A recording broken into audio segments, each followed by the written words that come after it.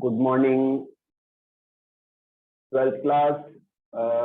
Chapter 4 human reproduction start कर चुके थे हम एंड काफी सारे टॉपिक हमने डिस्कस किए। ह्यूमन रिप्रोडक्शन का जो नेक्स्ट चैप्टर है रिप्रोडक्टिव हेल्थ, चैप्टर 4 वो स्टार्ट कर चुके थे एंड उसके अंदर हमने काफी सारे टॉपिक डिस्कस कर लिए हैं। बच्चों मैं फिर से रिपीट करूंगा, डेली जो रिवीजन पार्ट है वो आप जरूर करें इवनिंग में, ठीक है।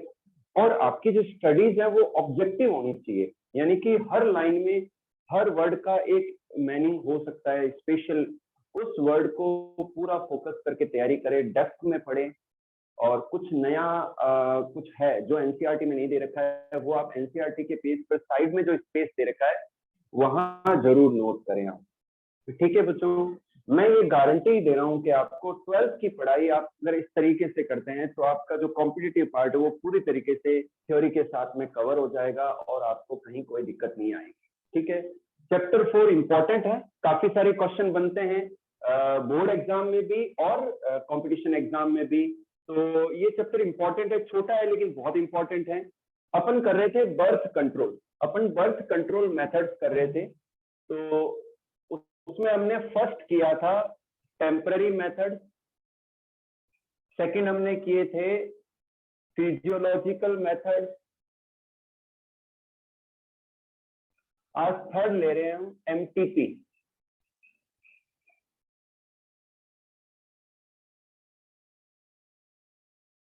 बच्चों थर्ड मेथड है medically termination of pregnancy, termination of pregnancy.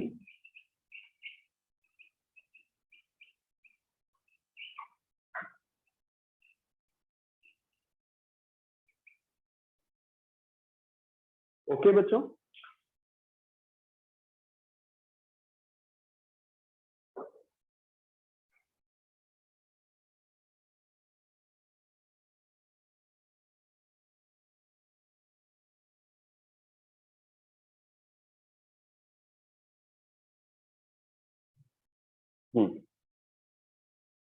तो बच्चों मेडिकली टर्मिनेशन ऑफ प्रेगनेंसी ये बर्थ कंट्रोल का नेक्स्ट मेथड है।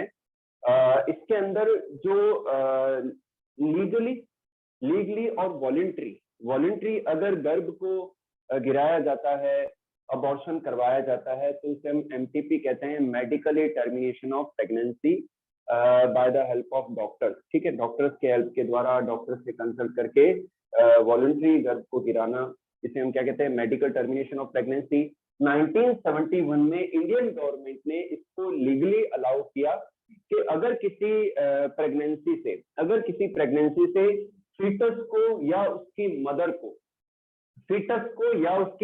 को जान का खतरा है, डेंजर है उनके लिए, तो फिर उस प्रेगनेंसी को टर्मिनेट किया जा सकता है, ठीक है। तो इस तरीके से 1971 में लीगली इसको अलाउ किया, जबकि ये इलीगल प्रोसेस है, ठीक है। अगर कई बार क्या होता है कि जो अनवांटेड प्रेगनेंसीज हो जाती हैं अनप्रोटेक्टेड सेक्सुअल कांटेक्ट के द्वारा, तो उस कंडीशन में लोग इसको गिराना चाहते हैं। या फिर कई बार ऐसा भी होता है कि अगर जो गर्भ में बच्चा है उसका सेक्स डिटरमाइन करवा लिया पेरेंट्स ने, पता लगा कि वो फीमेल है और फिर उस फीमेल फीटस को गिरा दिया, तो ये भी एक इलीगल प्रोसेस है, ठीक है ना।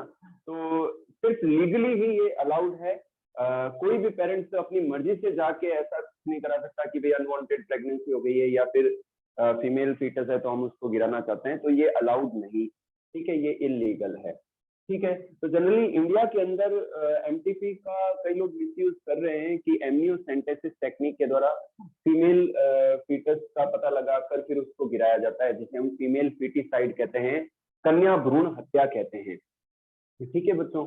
तो एमटीपी आपको समझ में आया, तो ये इतने ही मेथड थे, ठीक है। और एक बच्चों मैं आपको परमानेंट मेथड का और बता देता हूं आपको, फोर्थ परमानेंट मेथड, जो परमानेंट मेथड परमानेंट मेथड्स में एक तो है वैसिटोमी,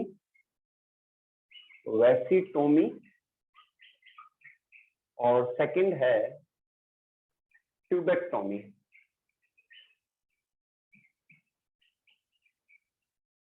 बच्चों वैसिटोमी क्या है? वैसिटोमी के अंदर जो टेस्टिस से वास डिफरेंस निकलती है, तो उन वासा डिफरेंशिया को कट करके टाइड कर दिया जाता है, जिससे स्पर्म्स तो बनते हैं लेकिन वो मूव नहीं हो पाते यूरेथ्रा तक।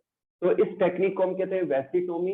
एंड ट्यूबेक्टोमी फीमेल्स में की जाती है, फेलोपियन ट्यूब को कट करके टाइड कर दिया जाता है, तो इसे ट्यूबेक्टोमी कहते हैं, जिसमें ओवा प्रोड्यूस तो होते हैं लेकिन वो आगे मूव नहीं कर पाते और वहां तक स्पर्म पहुंच नहीं पाते। तो ये दोनों ही मेथड परमानेंट कॉन्ट्रासेप्टिव मेथड हैं जो लॉन्ग टर्म के लिए चलते हैं। ठीक है बच्चों, चलिए, तो ये तो पार्ट था बर्थ कंट्रोल मेथड का। आज बच्चों हम नए टॉपिक्स करेंगे। एक तो इनइक्वालिटी इन सेक्सेस, तो इसको पढ़ेंगे। सेक्सुअली ट्रांसमिटेड डिजीजेस को भी पढ़ना है आज। चलिए, तो इनइक्वालिटी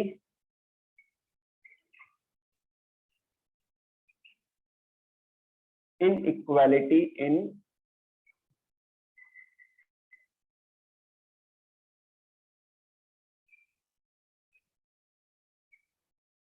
ठीक है बच्चों, इनइक्वालिटी इन सेक्सेस का मतलब यहाँ पर क्या है कि सोसाइटी के अंदर स्पेशली जो ग्रामीण परिवेश है वहां पर जो लड़की, अगर बच्चे का जन्म लड़की के रूप में होता है तो उसका जो ब्लेम है वो मदर को दिया जाता है कि मदर जो है, mother is responsible for the female child.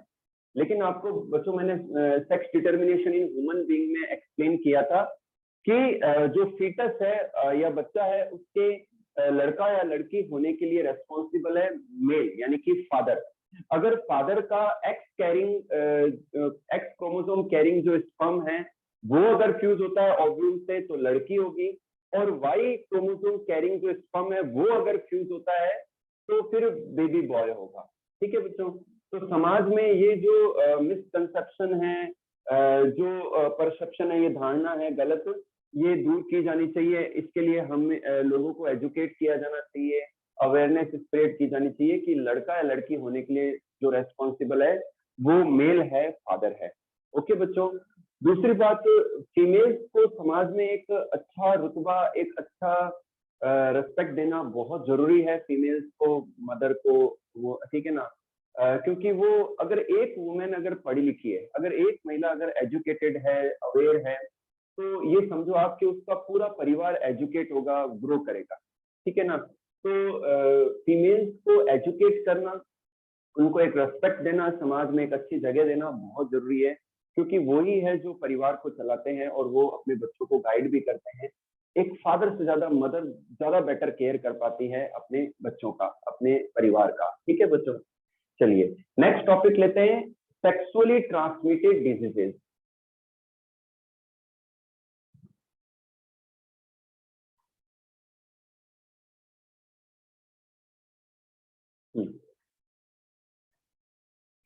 Next topic है सेक्सुअली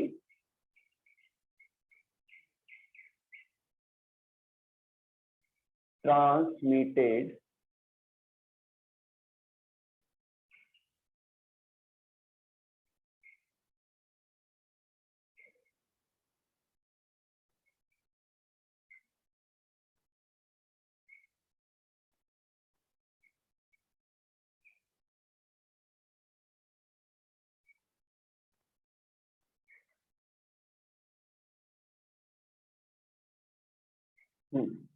बच्चों, सेक्सुअली ट्रांसमिटेड डिजीज को वेनेरियल डिजीजेस भी कहते हैं, वेनेरियल डिजीजेस।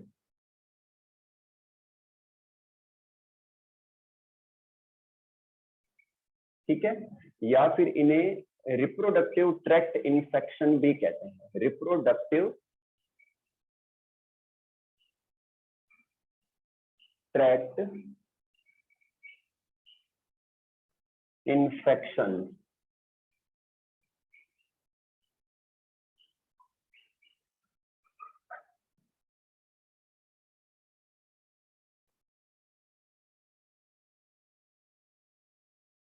ठीक है बच्चों। तो सेक्सुअली ट्रांसमिटेड जो डिजीजेज हैं बच्चों,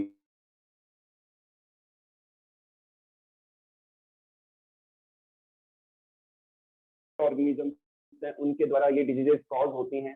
और बच्चों ये जो बीमारियां हैं इन्हें इन शॉर्ट एसटीडी कहते हैं, इन्हें वेनेरियल डिजीजेज भी कहते हैं, और इन्हें रिप्रोडक्टिव ट्रैक्ट इन्फेक्शंस भी कहते हैं। ठीक है। इनका जो मेन मोड ऑफ ट्रांसमिशन है, जो मेन मोड ऑफ ट्रांसमिशन है एसटीडीज का, वो है unprotected sexual contact. Sexual contact के द्वारा ये एक से दूसरे में, मेल से फीमेल में या फीमेल से मेल के अंदर ये ट्रांसमिट होती है। ओके बच्चों। इसके अलावा इन्फेक्टेड नीडल, इन्फेक्टेड सिरिंज या इन्फेक्टेड सर्जिकल जो आर्टिकल्स हैं उनको यूज करने पर भी ये बीमारियां हो जाती हैं। ये मदर से उनके बच्चों में हो सकती हैं। अगर मैं सिम्टम्स की बात करूं तो कई बार सिम्टम्स नहीं भी आते हैं, कई बार आते भी हैं, तो डिफरेंट हो सकते हैं। जेनाइटल ऑर्गन्स में ईचिंग होना, रेडनेस हो जाना, पस का फॉर्मेशन हो जाना, ये सब सिम्टम्स इन बीमारियों में देखने को मिलते हैं। तो इन बीमारियों को रोकने के मेन जो तरीके हैं कि प्रोटेक्टेड सेक्सुअल कांटेक्ट रखा जाए, किसी भी अननोन व्यक्ति या अननोन पार्टनर के साथ सेक्सुअल कांटेक्ट ना बनाया जाए। ठीक है। और अगर सेक्सुअल कांटेक्ट कर रहे हैं तो जो बैरियर मेथड्स हैं उनको यूज किया जाए, जिससे ये बीमारियां स्प्रेड ना हो पाए, एक से दूसरे में ट्रांसमिट ना हो पाए। ठीक है बच्चों। तो यहाँ पर मैं कुछ एक एग्जांपल दे रहा हूँ बच्चों, आप ध्यान से देखना एसटीडीज के बारे में। ठीक है। तो सबसे पहले लेते हैं हम एड्स। एड्स एक सेक्सुअली ट्रांसमिटेड डिजीज है, और इसका जो पैथोजन है वो है ह्यूमन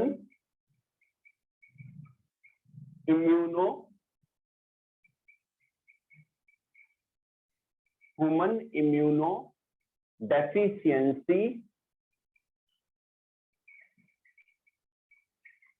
वायरस।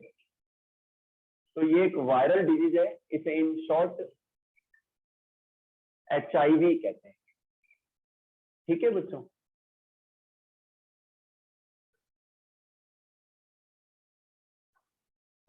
एक और वायरल डिजीज है बच्चों जेनाइटल वॉर्म। जेनाइटल वॉर्म ये भी एक वायरल डिजीज है, और इसका पैथोजन है human papilloma virus. Human papilloma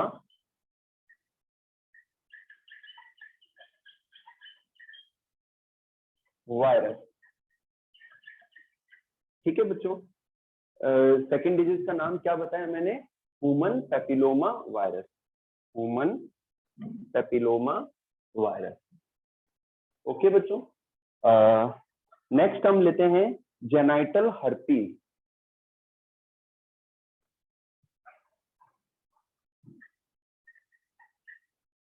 genital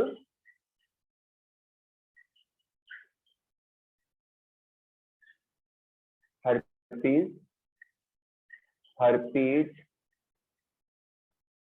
simplex virus. ठीक है। एक और डिजीज है बच्चों हेपेटाइटिस बी।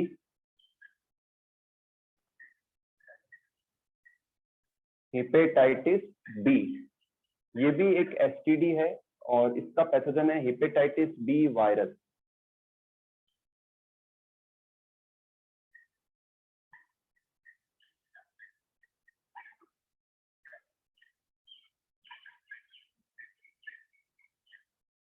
ये क्या है? हेपेटाइटिस बी वायरस है। एक और है बच्चों, एक बैक्टीरियल डिजीज है जिसका नाम है सिफिलिस।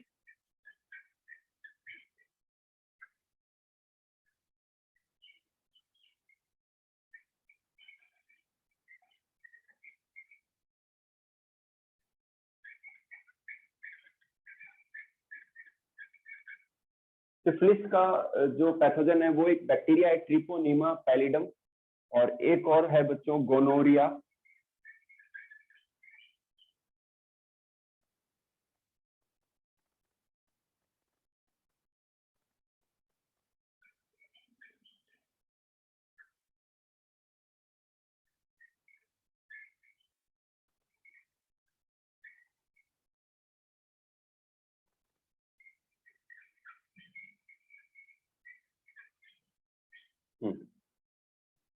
ध्यान से देखिए बच्चों, यहाँ कुछ एग्जाम्पल दिए हैं मैंने एसटीडीज के, ह्यूमन के अंदर सेक्सुअली ट्रांसमिटेड डिजीजेस के एग्जाम्पल हैं। एड्स है एक, तो इसका पैथोजन है ह्यूमन इम्यूनो डेफिशिएंसी वायरस।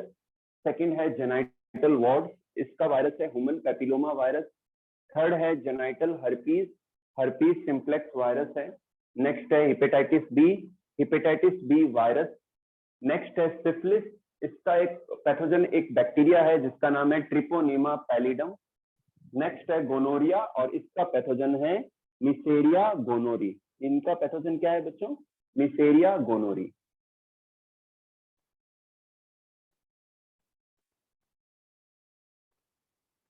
ठीक है बच्चों, तो सेक्सुअली ट्रांसमिटेड जो डिजीजेज हैं उनसे बचने का तरीका है कॉन्डोम का यूज किया जाना चाहिए। ठीक है, जिससे क्या है कि एक से दूसरे में ये बीमारी ना फैले। ठीक है, चलिए नेक्स्ट लेते हैं इनफर्टिलिटी।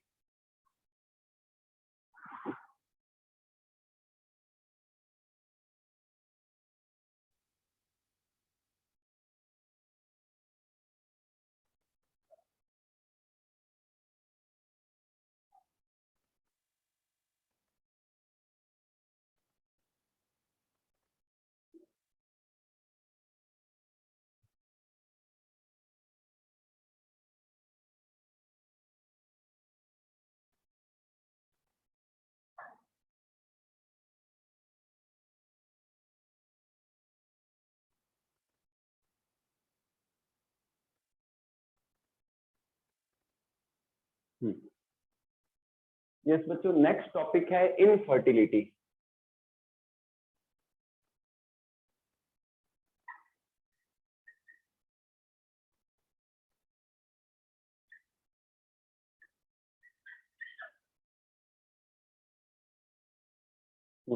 बच्चों इनफर्टिलिटी एंड स्टेरिलिटी, इन दोनों में डिफरेंस है।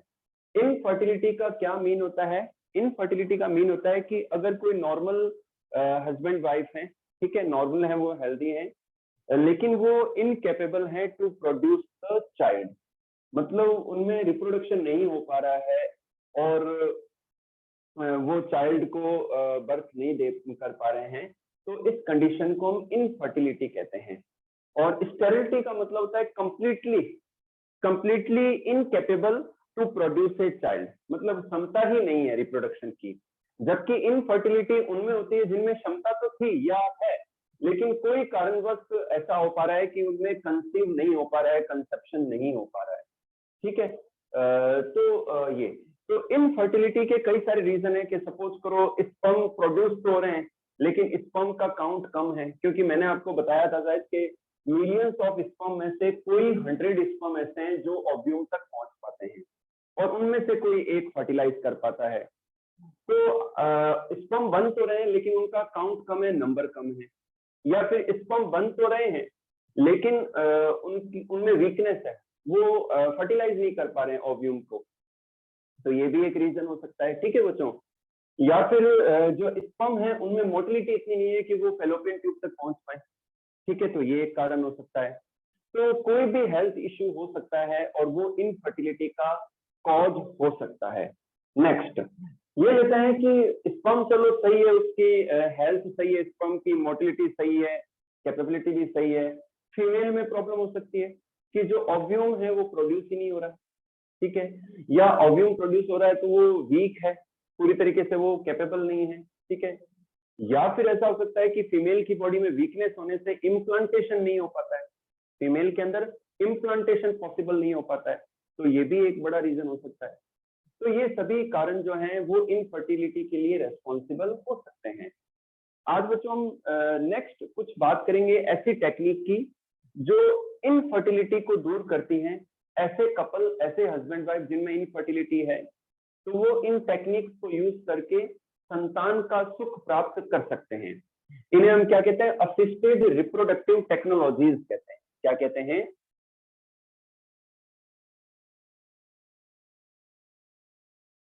Assisted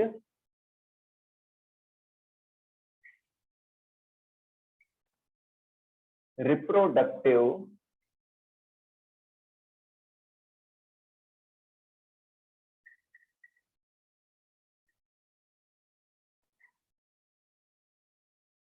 technologies.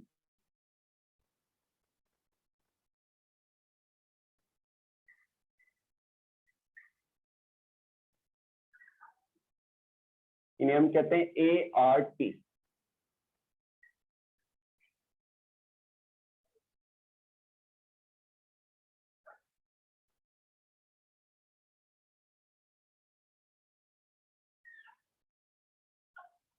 ठीक है बच्चों, तो इनफर्टिलिटी को दूर करने के लिए कुछ टेक्निक्स डिस्कस कर रहे हैं, जिससे जो हस्बैंड वाइफ है उनको संतान सुख की प्राप्ति हो सकती है। ठीक है, चलिए तो इस टेक्निक को हम डिस्कस करते हैं। इन्हें हम कहते हैं असिस्टेड रिप्रोडक्टिव टेक्नोलॉजी। तो इसमें मैं आपको 4 टेक्निक्स बताऊंगा। एक तो है टेस्ट ट्यूब बेबी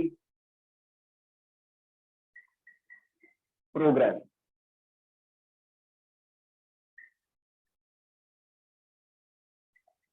ठीक है, test tube baby program. Second हम लेते हैं zygote intra fallopian gamete intra fallopian transfer. Gamete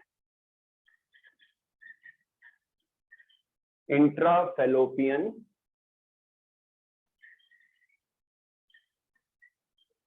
transfer. ठीक है बच्चों, इसे हम GIFT कहते हैं। थर्ड हम लेते हैं intracytoplasmic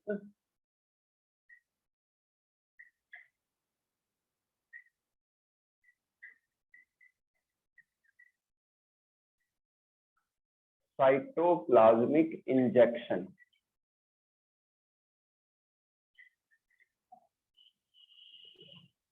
ICSI, intracytoplasmic sperm injection.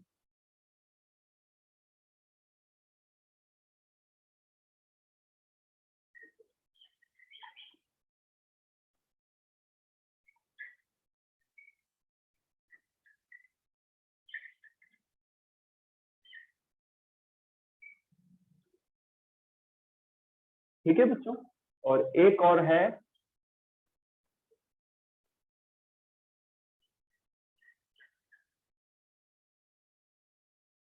Artificial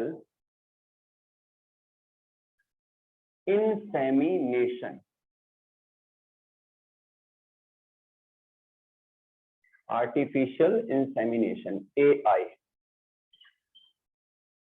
ठीक है बच्चों, तो जिन फीमेल्स और मेल्स में इनफर्टिलिटी की प्रॉब्लम है और उनको संतान सुख नहीं मिल रहा है, तो ये कुछ एक टेक्निक्स हैं असिस्टेड रिप्रोडक्टिव टेक्नोलॉजीज, जिनका हेल्प लेके जो जो कपल हैं, हस्बैंड वाइफ हैं, वो पेरेंट्स बन सकते हैं। ठीक है, तो इनमें 4 टेक्निक हैं।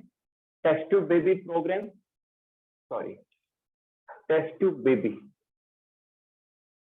Test tube baby programme, important है ये। ठीक है, सेकंड है gamete intra fallopian transfer. Third है intracytoplasmic sperm injection and fourth one is the artificial insemination. एक एक करके पढ़ेंगे बच्चों, ध्यान से देखना।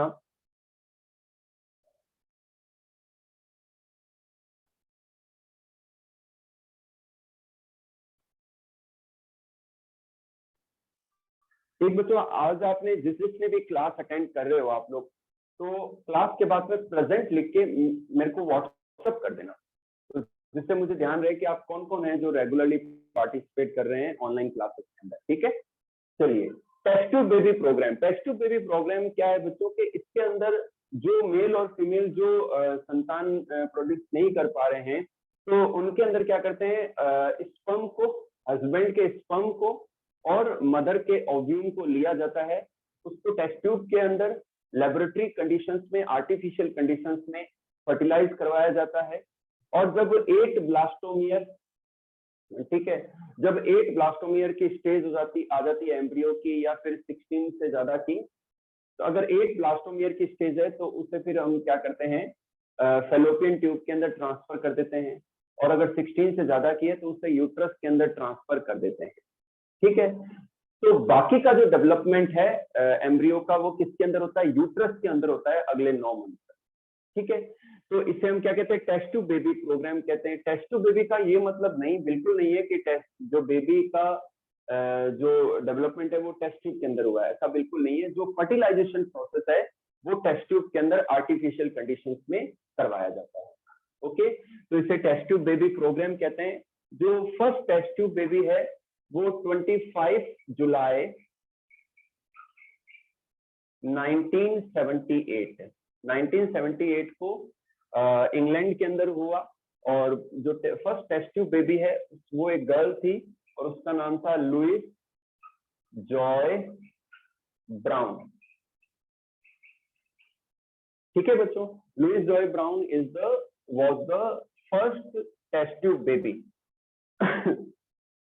ये एक फीमेल थी। इंडिया के अंदर 1986 में मुंबई के अंदर, इंडिया में 1986 में मुंबई के अंदर हिंदुजा हॉस्पिटल के अंदर first test tube baby produce हुआ।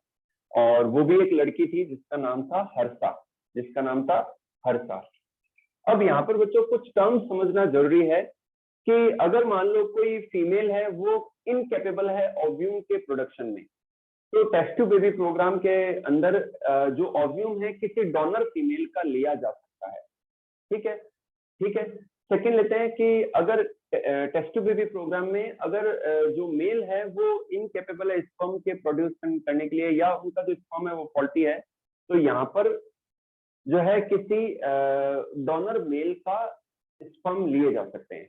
ठीक है, तो यहाँ पर अगर हस्बैंड का अगर स्पर्म ले रहे हैं तो इसे कहते हैं, चलो इसको एक बार बाद में देखेंगे। डोनर फीमेल का ओव्यूम लिया जा सकता है इस प्रोग्राम में, और डोनर मेल का भी स्पर्म लिया जा सकता है। ओके बच्चों, तो ये तो बात हो गई। इसके अलावा सरोगेट मदर का क्या मीन है यहाँ पर?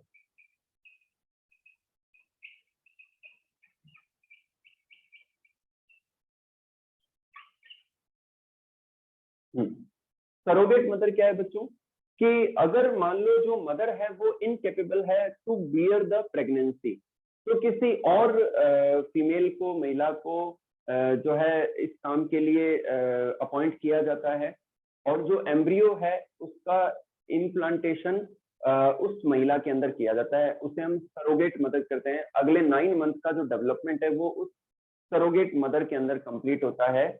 और after the delivery of the baby जो लीगल अधिकार है वो पेरेंट्स का ही होता है जिनका स्पर्म और ओव्यूम था। लेकिन बच्चों ये जो प्रोसेस है काफी कॉम्प्लिकेटेड है, क्योंकि कई सारे लीगल और इथिकल इश्यूज खड़े हो जाते हैं अगर सरोगेट मदर अपॉइंट होती है तो। ठीक है बच्चों, ये बात हो गई। अब बात करते हैं, एक तो है ZIFT, एक बच्चों टर्म है ZIFT। क्या है ZIFT? इसे हम कहते हैं zygote intra fallopian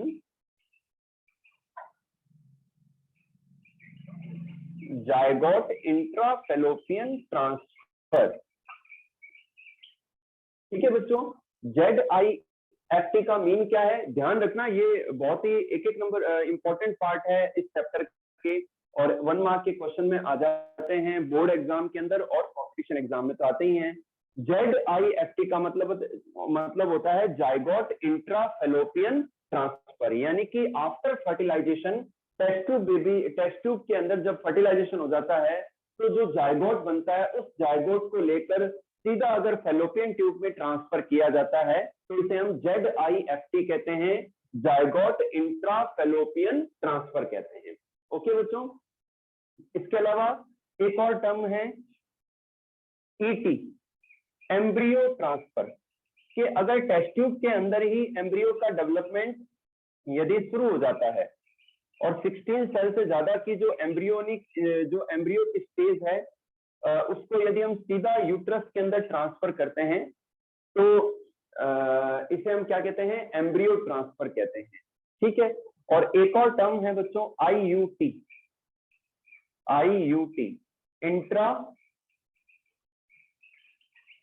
intra uterine transfer,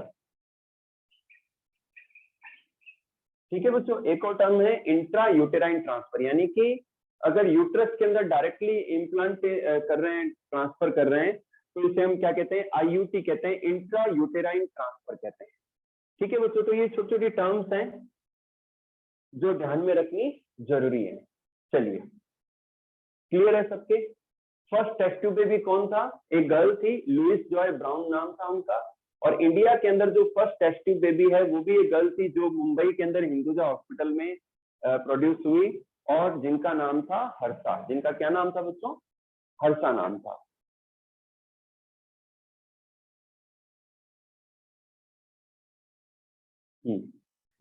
चलिए, अच्छा बच्चों ये आप नोट कर लेना ना,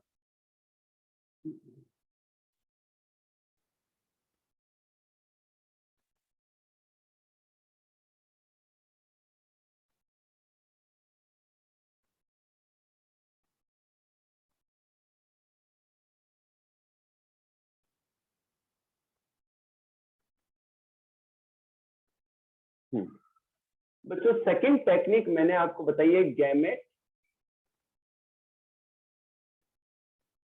इंट्रा फैलोपियन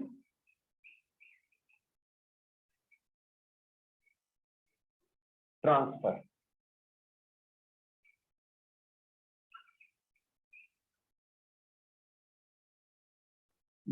ZIFT। बच्चों ये चैप्टर के सिर्फ 2 या 3 ही टॉपिक हैं जो हो सकता है कल की क्लास में पूरा हो जाए। जहां तक है कल चैप्टर कंप्लीट हो जाएगा, फिर अपन नेक्स्ट चैप्टर स्टार्ट करेंगे, चैप्टर 5, जो कि जेनेटिक्स के बारे में है। बहुत ही इंपॉर्टेंट चैप्टर है और इसमें आप सबको कंटिन्यू करना है, रेगुलर रहना है, ठीक है ना, क्योंकि जेनेटिक्स को कंसेप्ट को समझना बहुत जरूरी है। और चैप्टर 5 और 6 दोनों ही ये इंटर रिलेटेड है, तो चैप्टर 5 बड़ा चैप्टर है, आप सभी को कंटिन्यू करना है, ठीक है। ये चैप्टर कल खत्म हो जाएगा। गैमेट इंट्रा फैलोपियन ट्रांसफर का मतलब ये है कि कोई हस्बैंड वाइफ, कोई मेल और फीमेल इनकेपेबल है इंटरकोर्स करने में, सेक्सुअल कांटेक्ट करने में इनकेपेबल है, उनमें नहीं हो पाता है, ठीक है। तो फिर क्या करते हैं कि हस्बैंड के स्पर्म्स को कलेक्ट करते हैं, ठीक है, और इन स्पर्म को सीधा फैलोपियन ट्यूब में ट्रांसफर कर दिया जाता है। इसीलिए इन्हें क्या कहते हैं, गैमेट इंट्रा फैलोपियन ट्रांसफर कहते हैं। क्या कहते हैं बच्चों, इसे हम गैमेट इंट्रा फैलोपियन ट्रांसफर कहते हैं। अब फैलोपियन ट्यूब के अंदर फर्टिलाइजेशन हो जाता है, जाइगोट बनता है, एम्ब्रियो बनता है, वो धीरे धीरे यूट्रस में आके इम्प्लांट हो जाता है। ओके बच्चों,